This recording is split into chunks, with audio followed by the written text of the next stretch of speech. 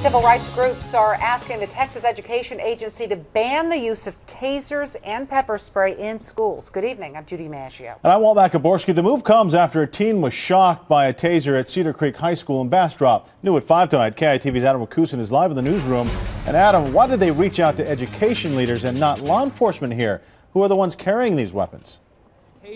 Or Texas law enforcement rather take some action on this, but say that they were told they don't really have the authority to. So here is this 4-page letter to the TEA. It says the use of tasers and pepper spray on students is surely one of those negative, unintended consequences. It's the surveillance video civil rights groups point to. A student shocked by a taser in the hallway of Cedar Creek High School. He falls, smashing his head on the ground. There has been an increased interest in really trying to ensure that what his family has gone through is not something that another family has to suffer through. Deborah Fowler is the deputy director of Texas Appleseed.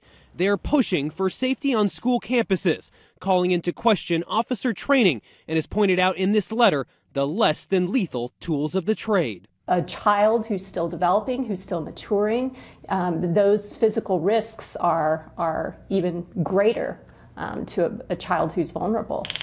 Groups have targeted tasers, arguing their use in school settings remains mostly unregulated. Really, parents and students deserve to know kind of what the environment's like in the school that their child's going to.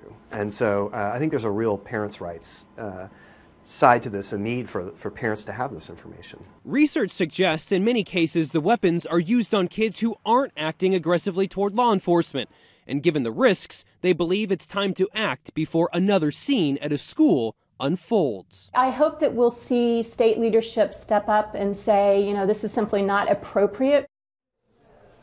And the TEA has received this letter and is reviewing it. Texas law enforcement groups tell me as long as there is a need for those officers on campus, they do come with the training and the tools. We'll keep you updated on this. Reporting live in the newsroom, Adam Rakusin, KITV News.